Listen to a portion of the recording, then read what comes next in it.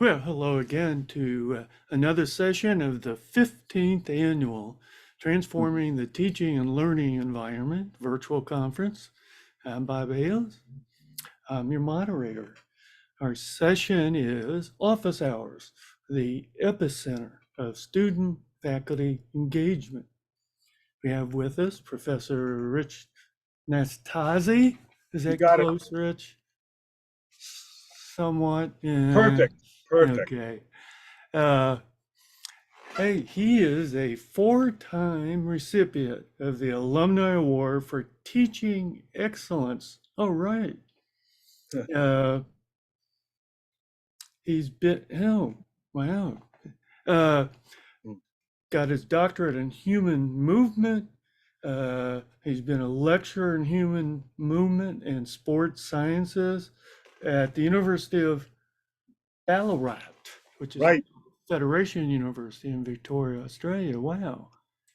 So, Rich, let me turn it over to you. It's all yours. Terrific.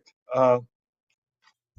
Thanks, Bob. I always like to come around and talk about things I love, and I'm one of those folks who loves office hours, and it's so incredibly critically important.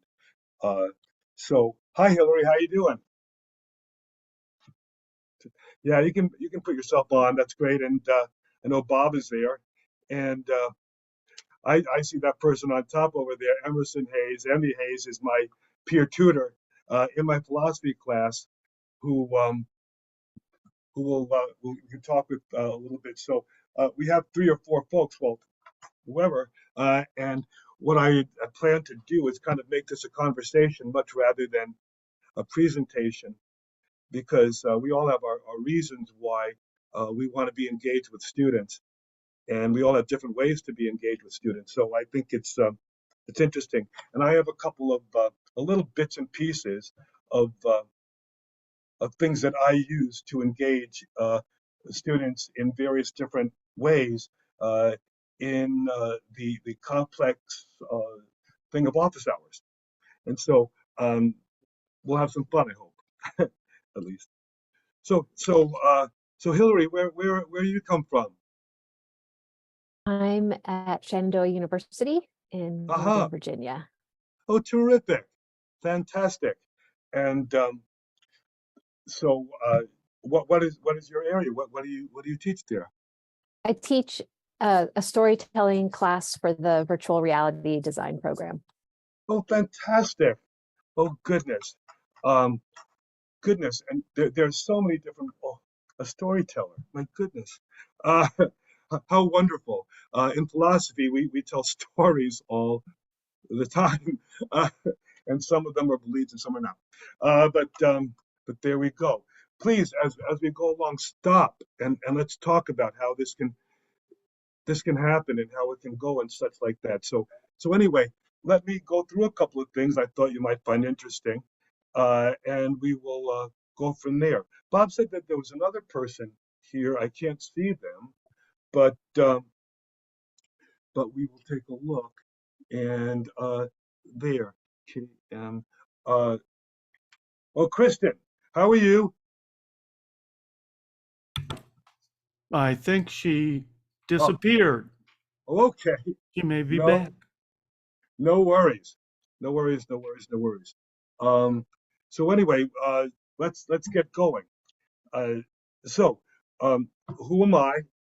Rich Nastasi, and let's see if I can get this to work. Hmm. Oh, yeah. Let me get to my share. There we are. And who am I? Again, I'm a professor in sports science. I've been at Endicott for 26 years. Before that, I was a lecturer at the University of Ballarat, which is a unique thing in Australia. It's a regional university. Most universities in Australia are based out of the six major cities that are part of Australia. Sydney, Brisbane, Adelaide, Melbourne, Perth, uh, and Rockhampton and such. Uh, Adelaide. But there are a couple of regional universities, and the University of Ballarat was one of them. And Ballarat merged with Bendigo and a couple of other universities and formed Federation University now. But when I was there, I was at the University of Ballarat.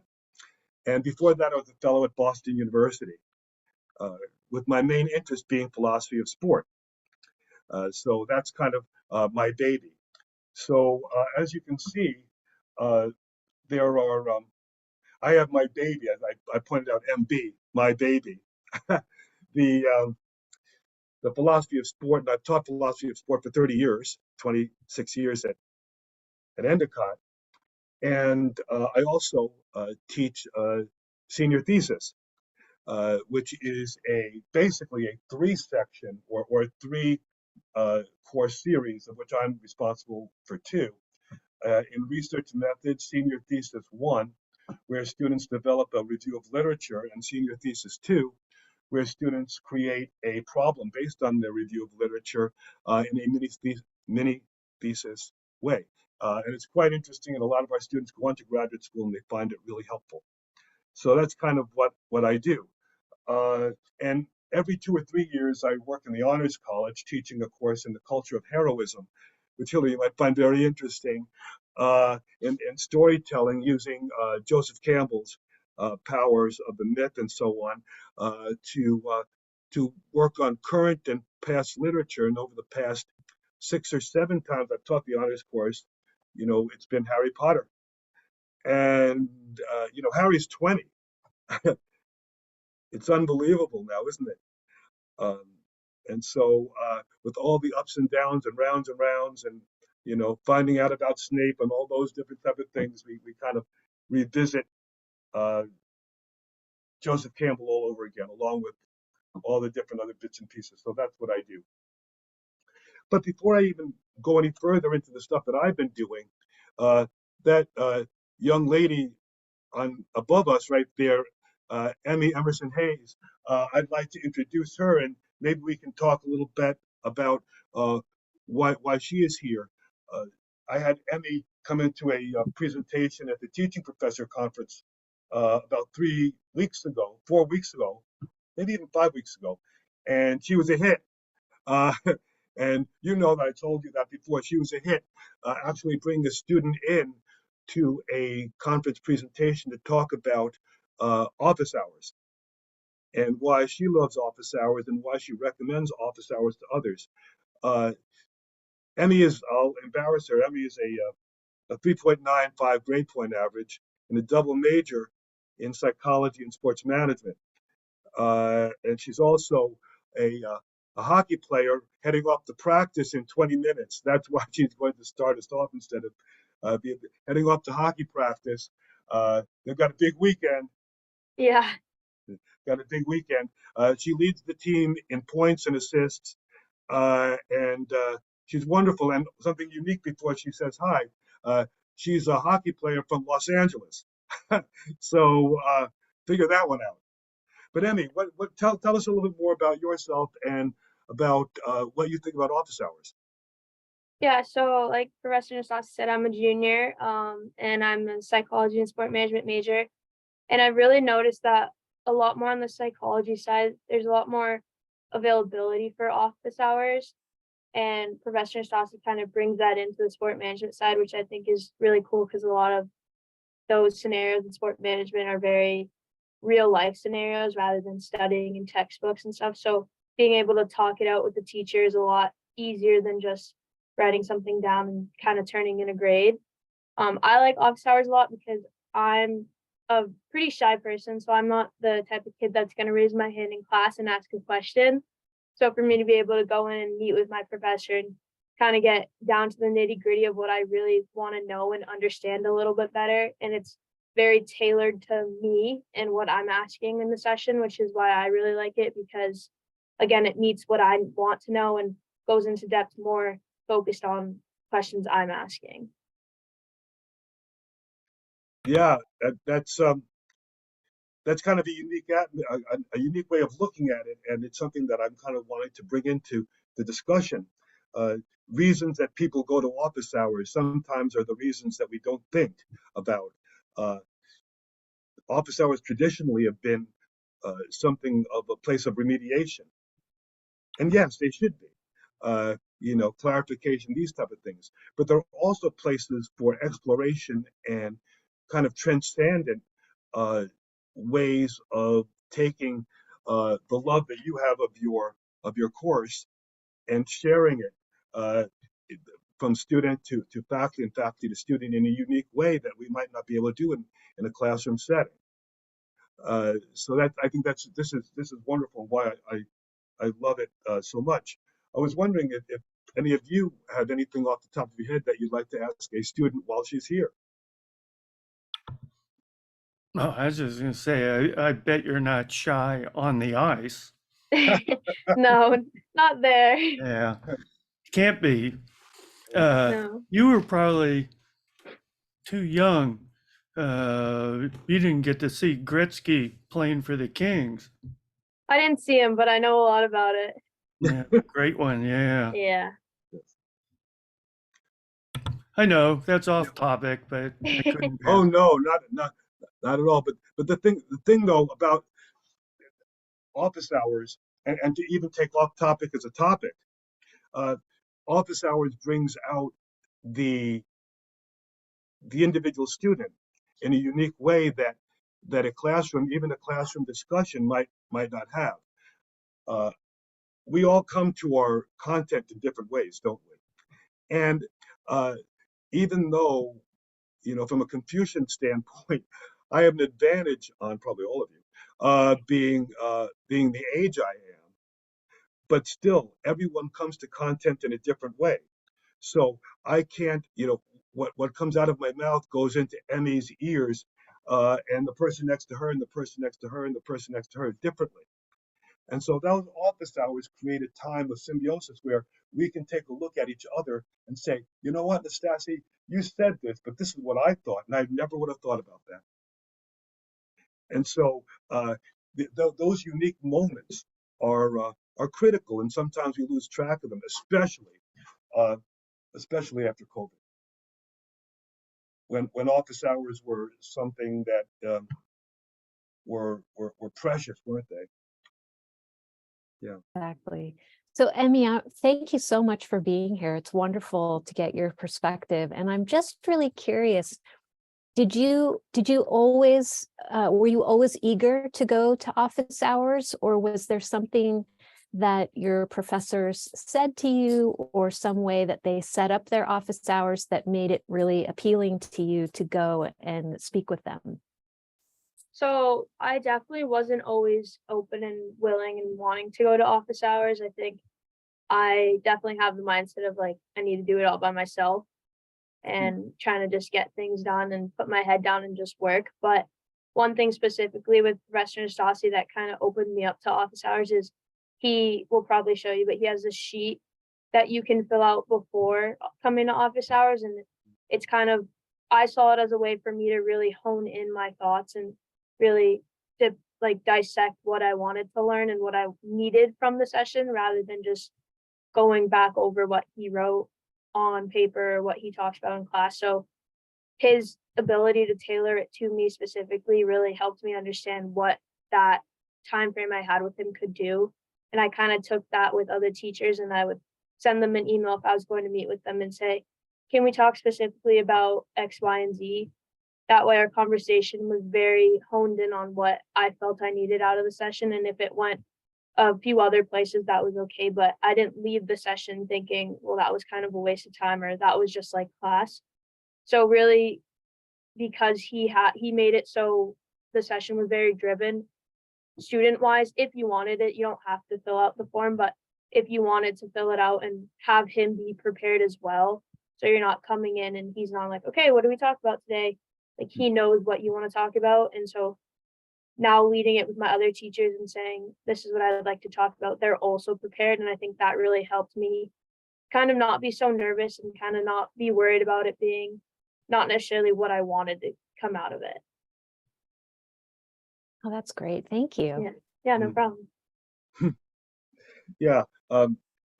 Emmy is very focused, but and that's really good. But some of the things, especially with students who are high achievers in that sense, um, what is exciting is that not only will they come in with focus, but also willing to step out of their silo.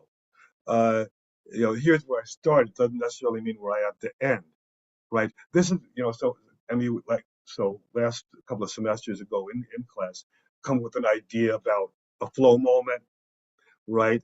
A moment that was unique to her, and we talked about the moment, and then I related it potentially to something else that she didn't think about before coming in.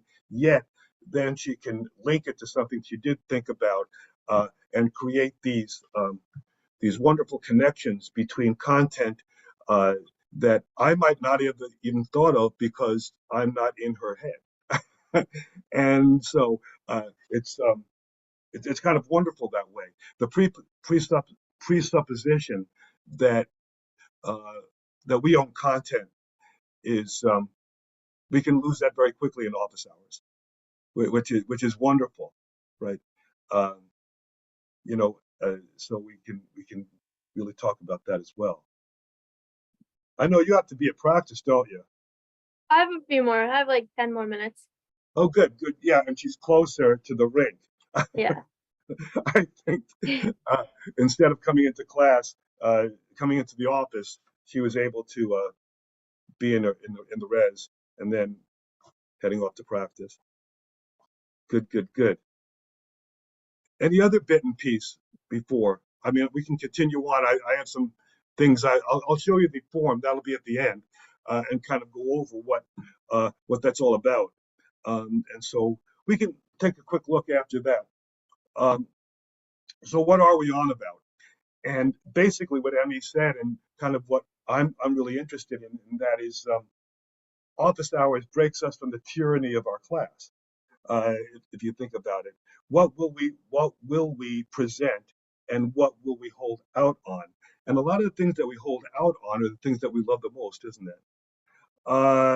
And that's to me that's such a crime and such a shame that students don't see uh, the whole you in the class in storytelling, the whole you, right?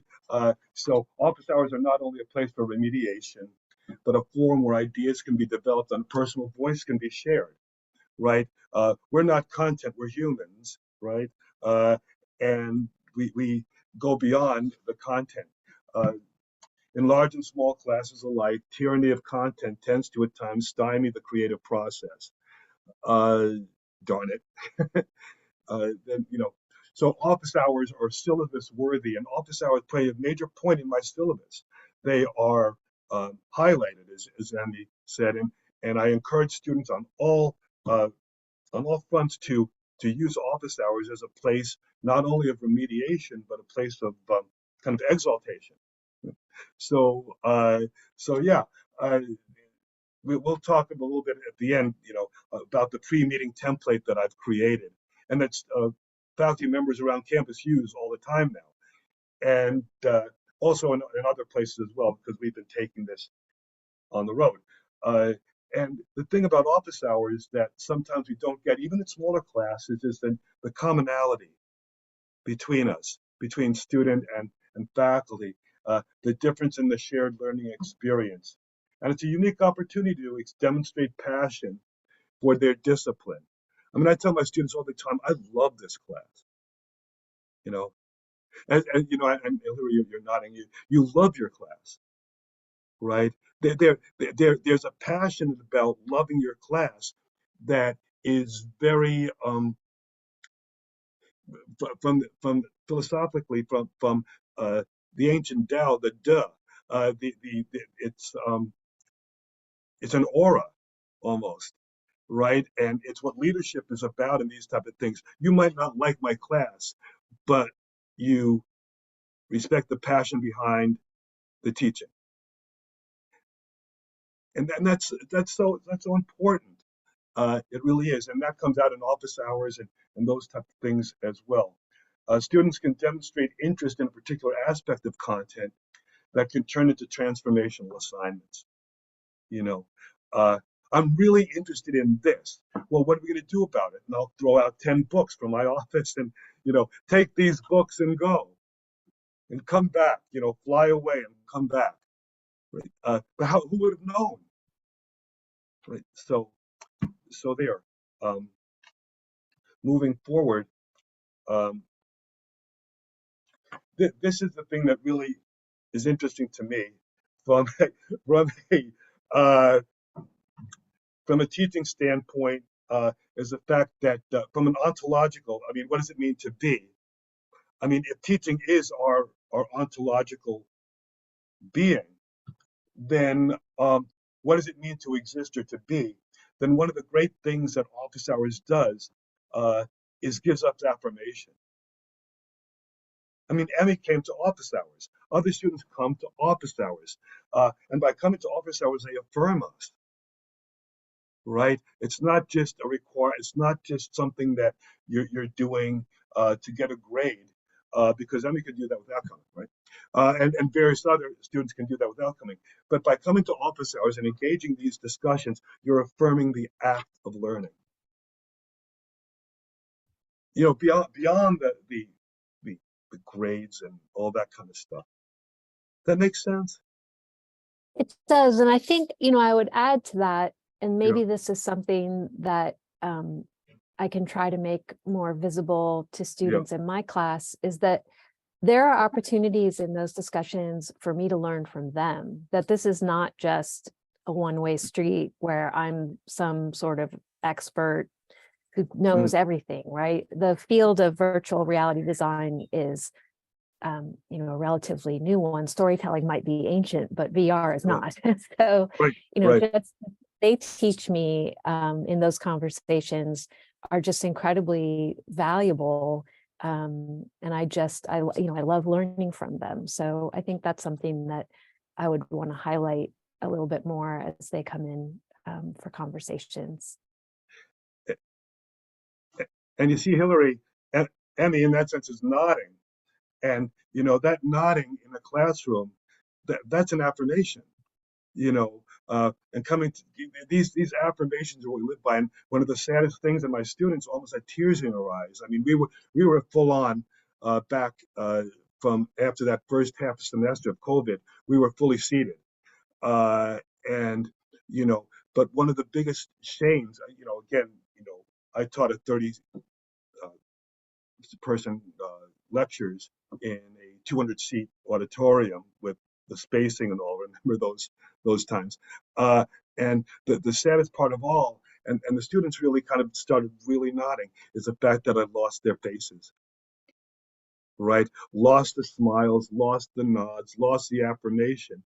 And yet the best part about a horrible situation was the office hours, even on Zoom, where the faces were there. I can see the smiles and all those different types of things. So yeah, I absolutely. And Hillary, you're so right when you say that, and it's such a prideful moment. When you say something, you make me better. Right? You make me better. Every moment is a moment that we can make each other better. And the only advantage I have on you in philosophy is I've been studying it for 40 years, and I've made the mistakes that you're about to make in the rest of your life, right? So there you go. There you go. I don't want to keep you, Emmy. Yeah, I think I'm gonna head out, but I just wanted to say one thing about that is Sure. I think like with office hours, it's also very like you go in and you say what you have to say, but you feel very seen because it is such a intimate time with your teacher. So you might in class think like, oh, this makes no sense, or I'm never gonna get this, but you leave office hours and you're like, okay, I get it a little more. Like my teacher gets me, like I'm on the same page, I'm level now. Like it's a very when you walk out of the door, especially if you say something, you bring a personal experience in and your teacher's like, oh, that's something interesting. I've never thought about that. Or just validating kind of what you're thinking or saying you're on the right track. It's a very, very good feeling walking out where you kind of boost your esteem a little bit and you know a little bit more about what you thought you didn't. It's really great to hear. Yeah. And I'm glad you're having those experiences. That's Yeah. wonderful. And it sounds Pretty like cool. you have some exciting hockey ahead of you. So Yeah. Well, thank you for Good luck. having me. good luck Okay. with everything. All right, Thank Emmy, you. I'll see you tomorrow the next day. Go skate faster. I will. Bye, Professor. Goodness. Oh, hi, Ken. I miss seeing you. How you doing? Doing well, doing well. Thank you. Sorry, I came a few minutes late, about 10 Oh, after. well, oh, goodness. I'm sorry I haven't said hi. Uh, where you all from? Oh, I'm from California State University, Fullerton. Oh, you bet, the Titans. Yeah, Titans.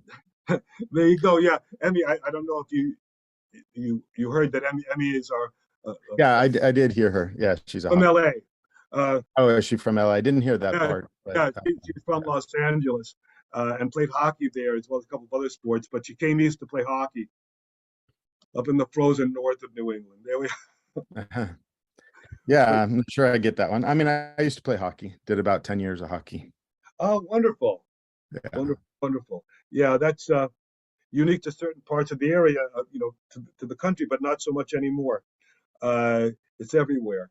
Uh, Yeah. But soccer is really the sport, though. there we go. There we go. Or football in every other part of the world. Absolutely. Yeah. Well, welcome, welcome. And what's your area? What's your discipline? Actually, I'm an instructional designer Oh, nowadays, wonderful. but I used to teach English for academic purposes. Oh, So fantastic. for prep, university prep, MBA prep, that kind of stuff. Wow, wonderful. Yeah. Wonderful. Thanks for coming by. I know it's a late Tuesday, but thanks. So it's not late for me. Well, well done. Well played. Okay, let's continue on for a couple of minutes. Yeah, this kind of makes sense. So this ontology, I think it's really important. And we've been hearing things, and I've been going to various different conferences talking about student learning and how can we reach the students.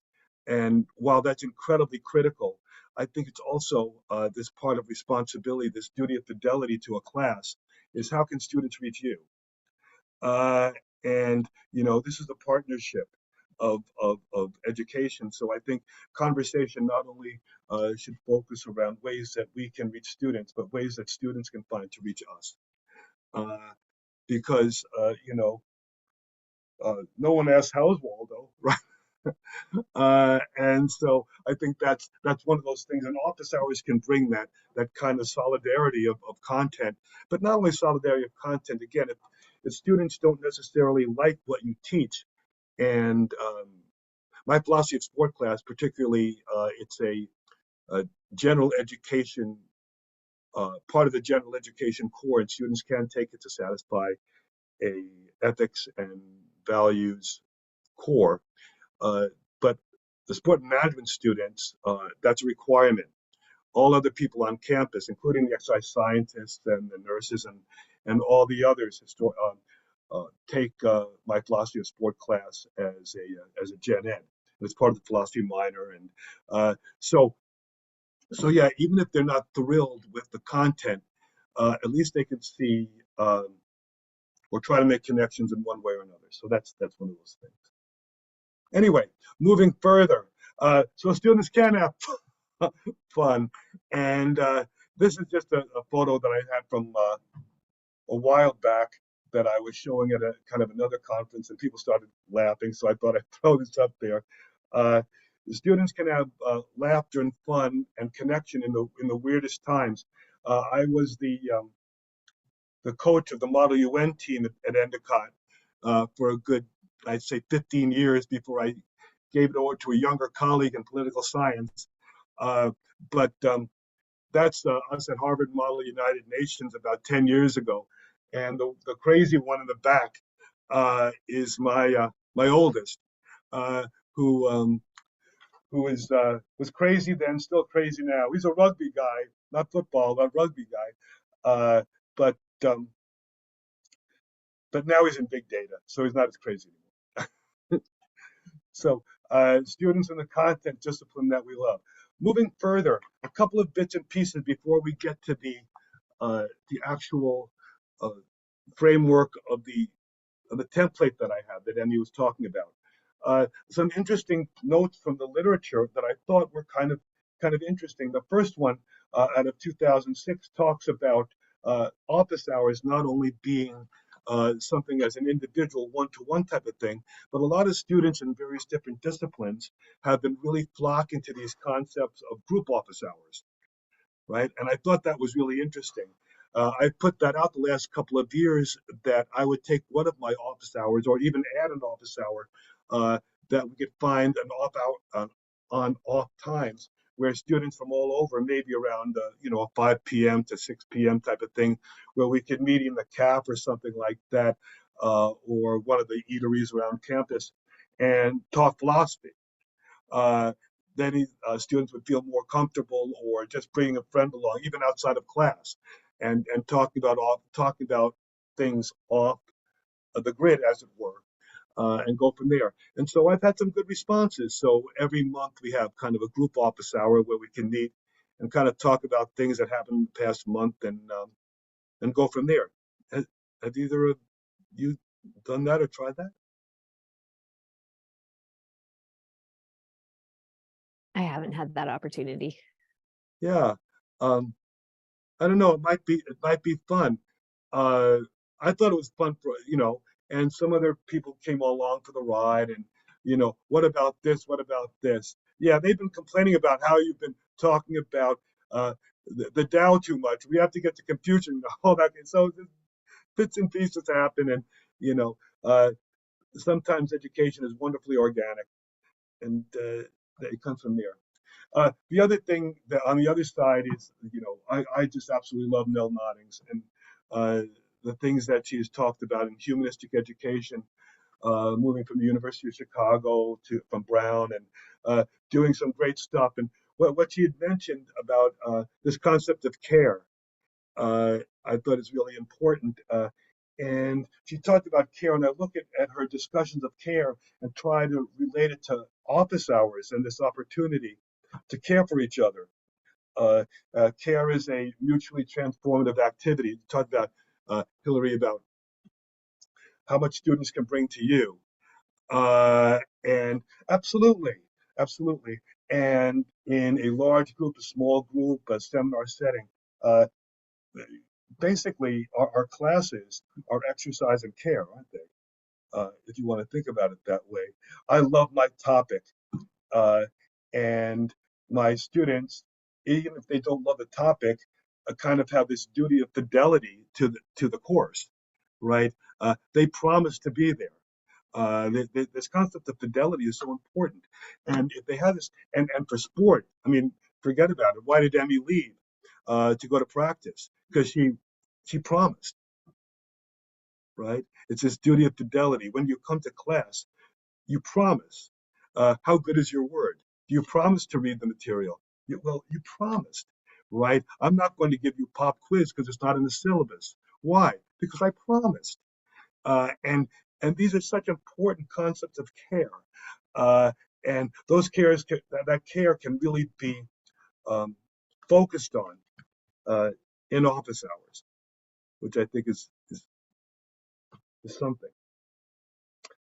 So, Okay. Yeah. sorry, I did have a comment. Oh, sorry. Unfortunately, it's sometimes those students who don't keep their promise, shall we say, if you're going to use that term, Right. who have difficulty coming to office hours. Sure. So Sure. how do we get those students to understand that we do care about them and we do care about the topic? That's really interesting. And I come out of a undergraduate, for better or worse. I was in Emerson undergrad, and my area was speech and communication, with as well as philosophy. And so I guess the best way to do it is kind of just tell them. I mean, I care about you. I care. I email students now if they miss 2 classes in a row. How you doing?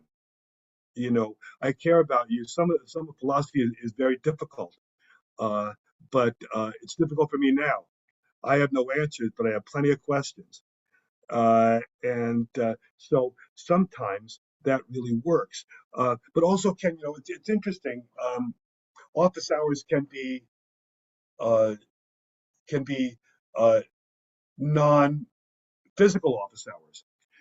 For example, I had a student about 10 years ago from Japan, and I taught office hours and such like this, and she emailed me after, and she said, Professor Nastasi, please don't make me speak in class.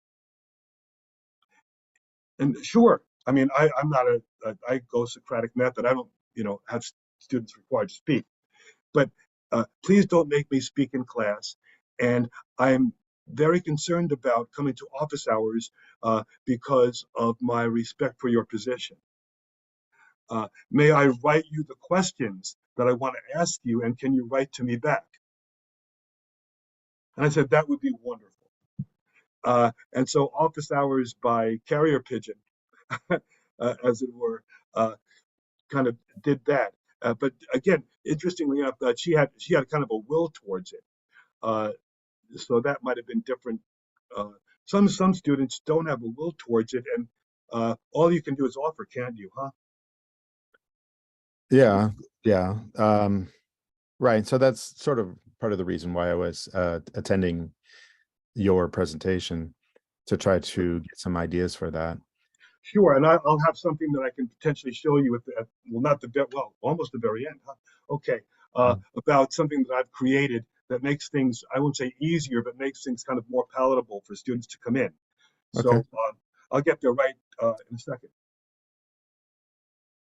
Okay, so the goal of the short presentation, or the goal of what I'm going to be showing you, there's a formality that can be used in office hours that you can use to create some sort of structure, because the preparation works, and once you have preparation, you can take yourself away from the preparation. So that's something that at least you can come in with, that you can hold in your hand and say, this is what I'm looking for, and then we can move from there. And then, like I said, so the second part is deconstructing the formality into kind of your own style. Everyone's different. And what I've learned over the past forever, but what's really coming out in the literature over the past 25 or 30 years is this concept of authenticity, right? I mean, you are what you are. And, I'm kind of not a shrinking violet. I love my topics, and I love to do what I do, but you're not me. I'm not you. How can we be authentic together? So I think that's really important. So while the formality gives us kind of a grounding, the authenticity kind of potentially will give us a way to go to our place, as well as have this middle ground where we can kind of almost create a dialectic, you if you will. Okay. And yeah, and before that, just before we get to the pro forma, and that is, when we talk about office hours, there are many challenges to office hours that I recognize. And again, I'm a person after 26 years at Endicott that has some privileges that makes office hours easier, frankly. And that are, the fact that I am full-time tenured. And so I get to have a little bit more leeway in class scheduling, and able to fix office hours around that. I have 3 straight lectures in philosophy at 9, 10, and 11 o'clock, Monday, Wednesday, and Friday. And then those afternoons are all set for office hours. And Tuesday and Thursdays as well. My afternoons on Friday are all senior stuff. That's all senior thesis.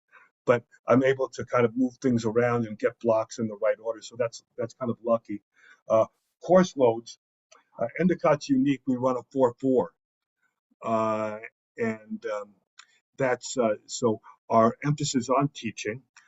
We have master's and doctoral programs, but I've sat on rank and promotion for a long time, and a good 75 or 80% of our decision making on rank and promotion is based on teaching.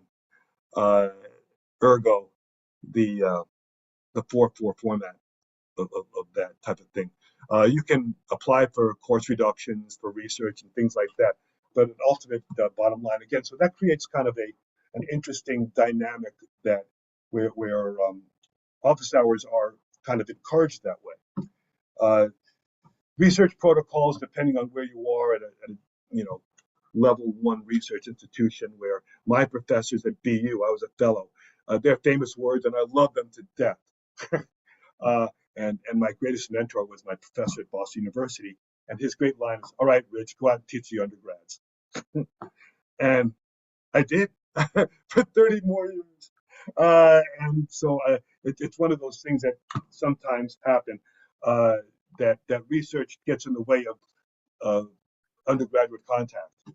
And so that becomes one of those interesting things for faculty. And then what we might find is that fellows or teaching assistants or Emmy, for goodness sakes, becomes your surrogate office hour person. And then so you have trainer. And so that becomes an interesting dynamic that doesn't necessarily happen at Endicott. And then obviously the contractual realities. We're a union shop and we can negotiate various bits and pieces and office hour responsibility and stuff like that. So we can do that. Before I get into the model, any comments on these things? No, I like the idea of authenticity, though. Oh, good. Yeah. As Belichick would say up here, and I'm not it is what it is. But so there. So here we are from my syllabus.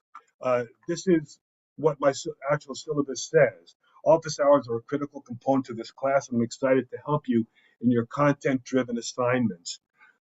Sign up for office hours and use the meeting organizer, which I'm about to show you. The meeting organizer, if you wish. Both clickables are located on our Canvas front page. So, so there. And so people can just drop in and talk whatever they want to talk about. But people can also fill out this meeting organizer. And I'm sure that Bob will have all this taped and also the actual slides. So you can use the organizer, and if you want, you can just email me and I'll send all this stuff out to you anyway. That'll be great. So here we are. From SM218, that's my philosophy of sport. Student meeting organizer, preparation. So let's take a look at what it is. The demographics first, your last and first name, your email, your confirmed meeting, and your time. So we both have this kind of meeting time that we're going to be there and go from there. But let's get into the nuts and bolts of it. All right, so purpose of the meeting. So this is the myriad, isn't it? Review of missed classes. So that's important to me. And I take attendance, but I don't take off points for missing class except past 6. And then we get into kind of a trouble discussion. But so people do miss classes, people do get sick, people do, however. And so I love coming in and talking about what I've already talked about. So review of missed classes, idea generation for papers. 50 to 60% of my class is in studying. Actually, I grade notes. And notes as a part of studying. And so idea generation for papers, but also notes and how to clarify things and things like that. So clarifications become important. General conversations become important. Source, strengths, and relevancy. I think this is really critical and a really foundational point for undergraduate education because many times high schools have left it by the wayside with every child left behind. And that is, how can you judge strength? How do you know a good source from a bad source?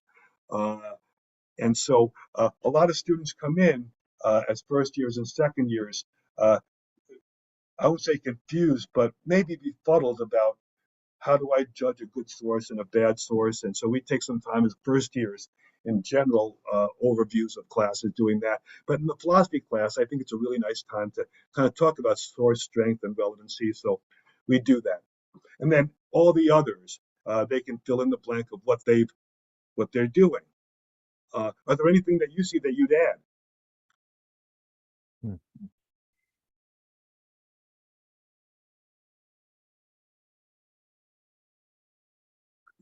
Maybe late Yeah. assignment. Oh yeah. Oh yeah. Uh, Certainly. I mean, and Or others. missed assignment. Pardon? Or yeah, late or missed assignment. Yeah. Oh, later missed assignment. And again, depending on your discipline, I have colleagues in biomechanics who talk about bits and pieces here and there. And I have Sure. folks in English and folks in history, and I have doing various other bits and pieces. So yeah, you sweet the taste, as it were. But Sure. this is kind of where I am there. Then, have you collaborated? This is really important. I have 3 sections of my philosophy class. Goodness, 50 minutes. Okay, Bob, a couple of minutes. I have 3 sections and about 100 students per semester. And I kind of get especially for the students who come to office hours, I kind of understand or kind of begin to understand what they're interested in writing about. And I might have the opportunity to connect them with students who are in other sections that they might not know about, and create groups where groups might not have existed. And so I think that's an important question. Have you peer collaborated? Would you like to? And a lot of people say yes. And then so I kind of act as a matchmaker, a content matchmaker, and do those type of things. I think that's fun. It's fun. So that's one of those things. Moving further, what texts have you read already? Right. So up until this point, what have you read? In the beginning of class, I talked about a Huizinga article, a Suits article. For example, what have you read? What outside readings around what you want to talk about have you read? So tell me where you are or aren't, and let's see where we go. And if you haven't read something, but I know what you're interested in, well, I can have it ready for you. Or if you have read something and don't understand it or whatever, I'll be ready for you. And so we can go from there. Potential outline. What are the batting order of your ideas? Okay, so what kind of ideas do you have about putting your notes together, about papers, about your open book exams that you want to do? What do your ideas look like? Because I give a final exam, and I give the questions on the exam 2 weeks before the exam is to begin. There are 5 open note, open book. And I give 5 questions, and on the day of the exam, I have the random number generator decide which question will be asked. So usually students come in with a batting order of how am I going to tackle these questions. And we talk about that batting order and how to go about doing stuff like that. So there. And then general thoughts about paper topics, class discussions, lectures. Stream of consciousness musings are wonderful and always welcome is a good place to start. So what are you thinking? Well, tell me what you're thinking, and I'll see if I'm thinking that or thinking something else, and then we can think together and come up with something. And so there.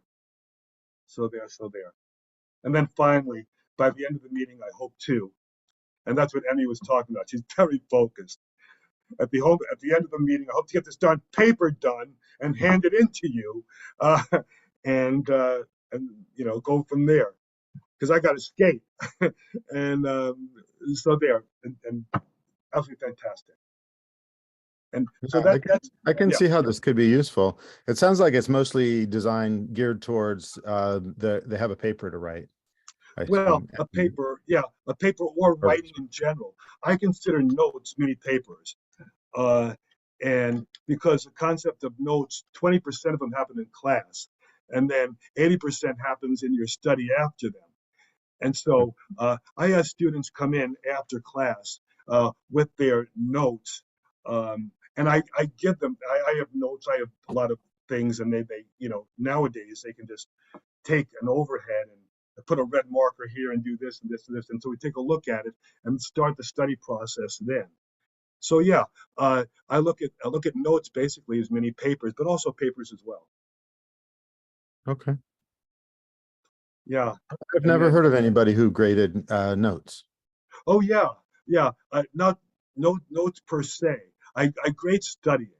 Uh, and so what that means is you start off with your notes. You spend 15 or 20 minutes. I mean, this is the Johns Hopkins model.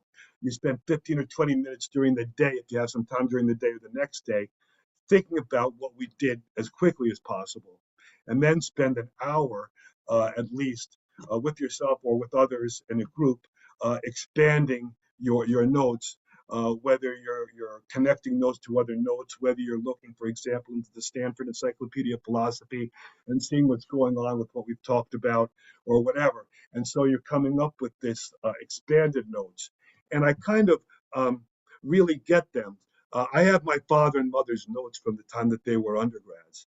I have them right in my office, and they form a great uh, feeling of comfort for me. What do you have for this class 10 years from now? I mean, you have your notes. You know, don't throw away your notes. So that's kind of what I look at there. And so it's 55, and there we are. Some questions. But I'll jump in. I'm not faculty, never have been. I've been like director of distance education, that kind of thing, but I've had the privilege of working with a lot of faculty. Maybe I've not been paying attention, but the whole concept of like your form preparing for office hours. I've never known anybody to do that. And I think it's a terrific idea to take get the most value from that session.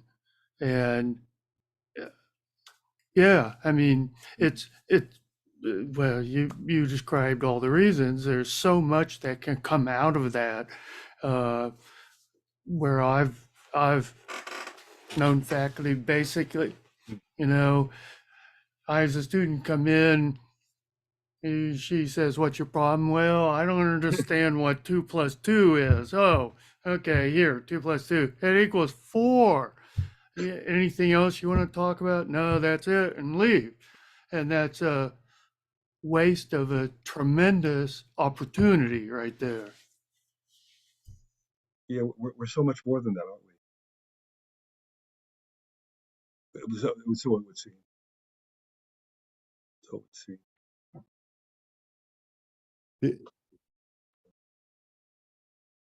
Sorry, I was just thinking. I was talking to somebody the other day, another professor, and she Uh-huh. said she offers extra credit for Ah, students that it's an online class, so it's a little bit uh-huh. different than face-to-face class. But she Absolutely. offers extra credit for students who make an effort to interact with her. That would be like, communicate via email, could be fine, Right. office hours, that kind of thing. Kind of interesting. Interesting. Interesting. Um, Yeah. wow. Well, I would often say, and yeah, I could see that, and with the peer tutors and such like that. Uh, then yeah, I could see that. I could see that. But I make it so much part of the class that it would not What what necessarily. percentage what percentage of participation would you say you get in office hours? Oh goodness. So you have 30 students in the 50%. class. 50%. Oh yeah.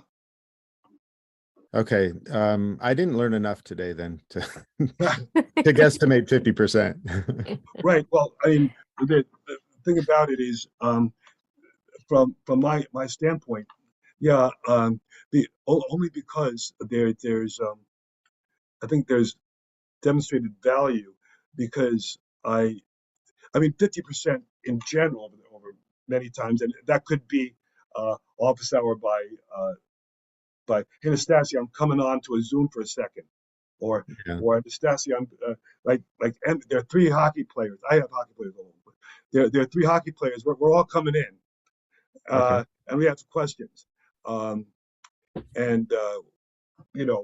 it could be a stop in saying that I changed my topic.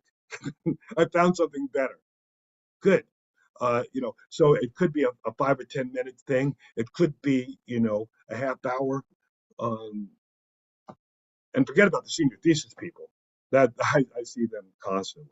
Right. Yeah, Uh, that's a different situation. that's a different ball. But so yeah, I'd say around 40 to 50% of the people stop in, and about 20%, to be honest, again 20 or 25%, use office hours as a primary methodology to uh, move through the class.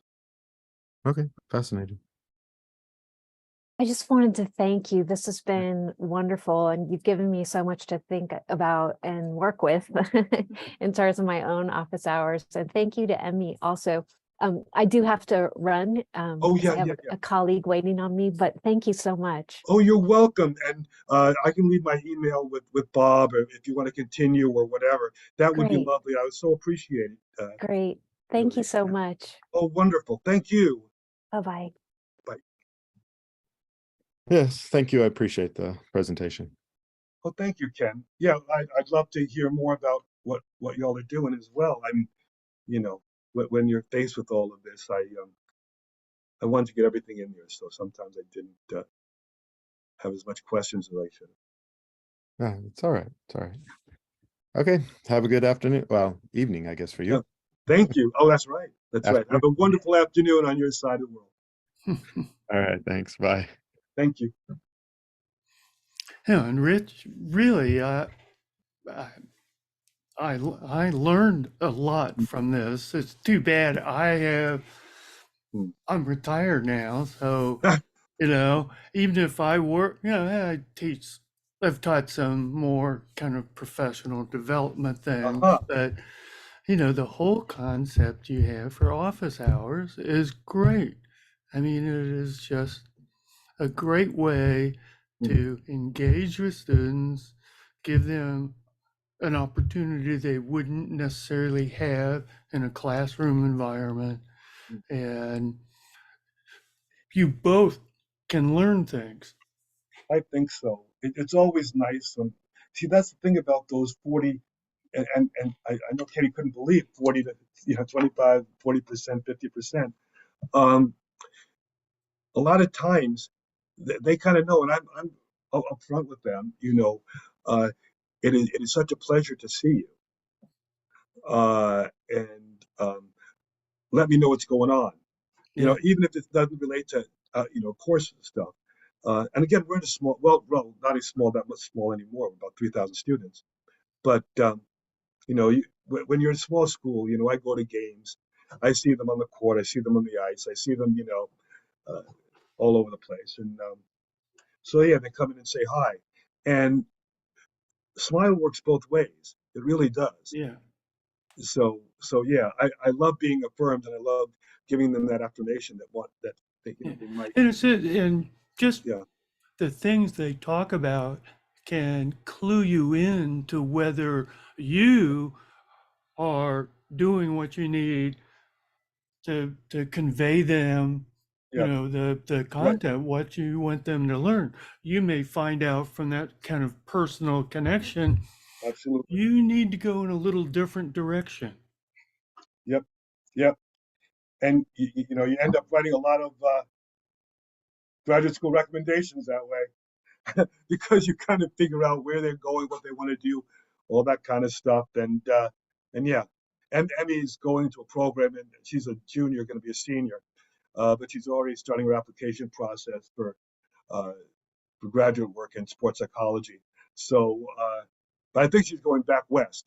But we'll see. So yeah, I mean, you know this stuff. I mean, how do you know this stuff if you don't know it? Students like that are awesome. I've had Yeah. student employees work for me who have had Uh-huh. that kind of uh, passion for learning and who are Yeah. driven, who know what they want, and they've geared themselves to it. Right. They don't waste time. Right. But I They have to convince Emmy sometimes to waste time, uh, yeah, because To be a productive thinker, you have to sit under a tree and have an apple, Uh, Yeah. Well, hey, normally yeah. never would have attended a session like this.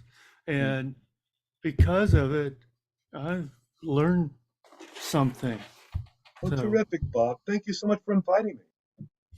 hey, I appreciate you taking your time to do this. No worries at all. Next, I'd love to continue on. I mean, if you're doing it again next year, I've been going around doing stuff on my notes, on using notes as assessment, and so that might be fun as well. Okay, I'll make a notation of that. Ah, So, very good. okay, you All right. have a good rest of the day then. Oh, I will. And like I said on my text, it's been nutty for me these last whiles. So I'm really looking forward to hearing everyone online after all the dust is cleared. They're going to be able to see this, obviously, and if anyone's interested, or Hillary, whatever, or if anyone's interested, you have my email. Yeah, Okay. definitely. Will do. All right. Thank you very much. Thank you, Rich.